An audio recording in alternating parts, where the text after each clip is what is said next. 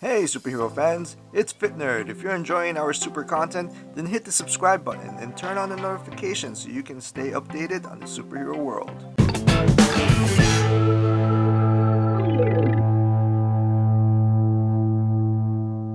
Hello superfans, Ant-Man and the Wasp have arrived in theaters, so let's break it down. Warning, there will be a lot of spoilers in this breakdown, so if you have not seen the movie, pause it, subscribe, and then come back to it later.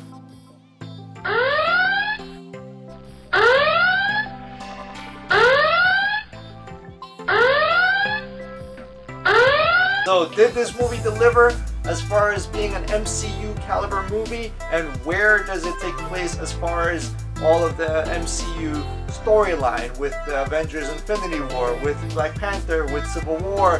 Where was it placed?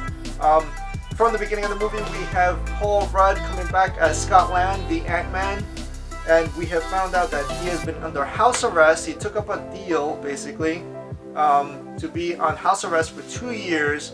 This is after the Civil War incident when he went to go help the Avengers, well, help out Captain America against the Iron Man team, and he took up a deal so he can spend time with his daughter or be around for his daughter.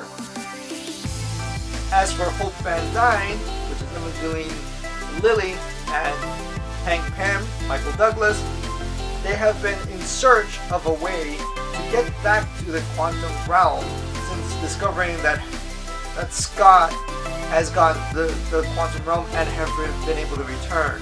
So they have been finding out a way to get to Hank Pym's wife, which is Hope's mom, Janet, the original Wasp. Now Michelle Pfeiffer as Janet, the original Wasp, I feel like her character was very well done. Michael Douglas and Michelle Pfeiffer, two amazing actors. The original versions of Ant-Man and Wasp, I loved it. I loved how they portrayed their characters. They were that tiny bit of spark or shine that I loved out of this movie. Now I'm sorry to say it, but I had a lot more hopes on the Wasp character herself.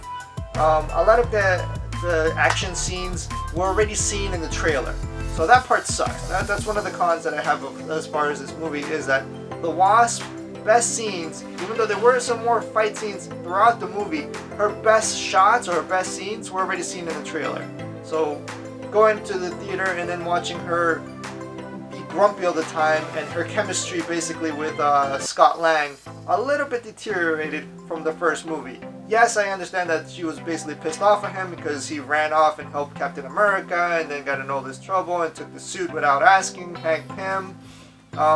I get all that, but the chemistry just felt a little bit off. As for returning cast members like Lewis and the team, that was awesome. I think that Michael Pena as Lewis, every single scene that had Lewis in it was hilarious. Seriously, every single scene that had Lewis involved in it was just gold, just solid gold. I loved it. He did an awesome performance.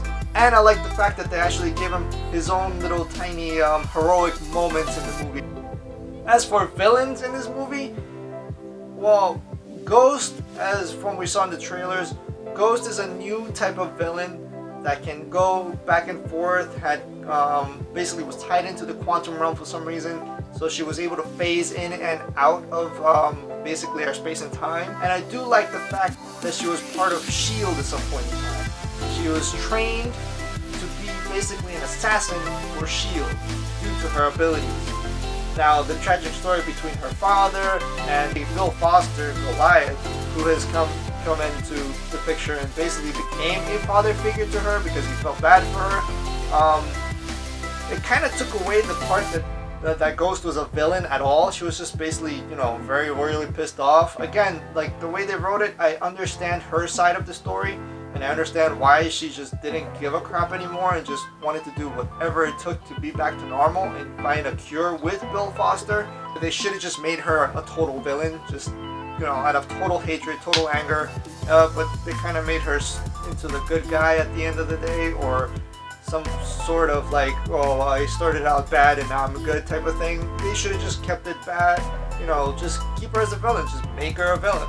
And Bill Foster, a lot of us assumed that we would see Goliath at some point, or hint that maybe some shape or form in the future he will be Goliath, but they didn't even utilize that at all.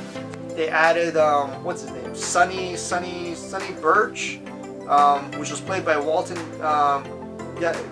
Goggins, I believe it is. They added him because there really was no villain to this movie. I just feel like as far as this movie was meant as a direct connection to Infinity War.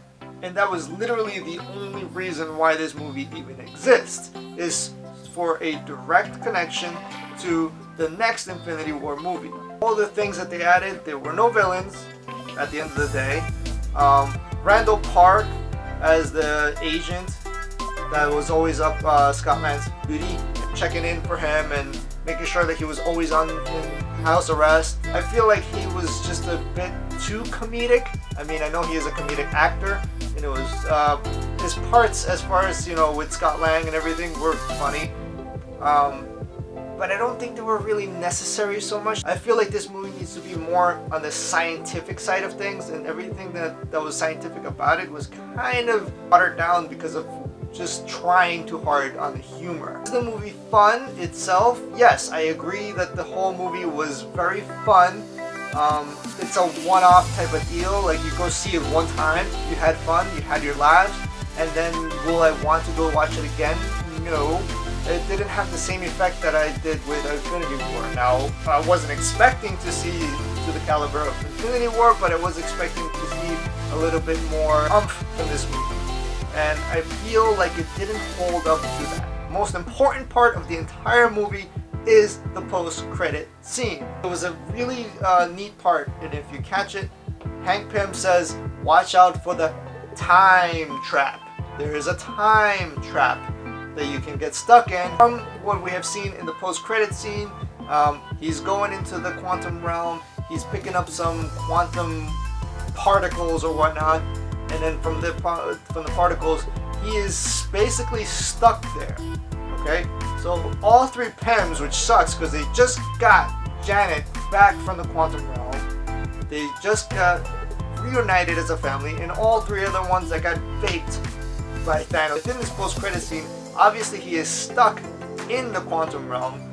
He might end up going into a time trap of sorts, or may have to go through time or back in time, or we don't know how they're actually going to do it, but the time travel part of things has to do with Ant-Man and the quantum realm. So this may be one of the solutions to how they're going to defeat Thanos and how they're going to bring all the people back, especially that we know we have sequels coming around, so they have to come back somehow.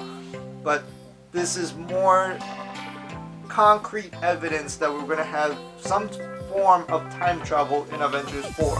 So the importance of this Ant-Man and the Wasp movie was basically just a post-credit scene, just to get it out there. I don't feel like this movie lived up to the Marvel caliber that it can be.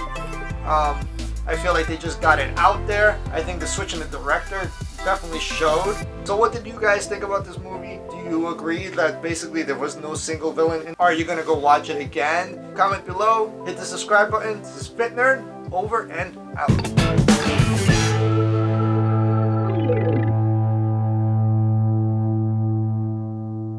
3, 2, 1, a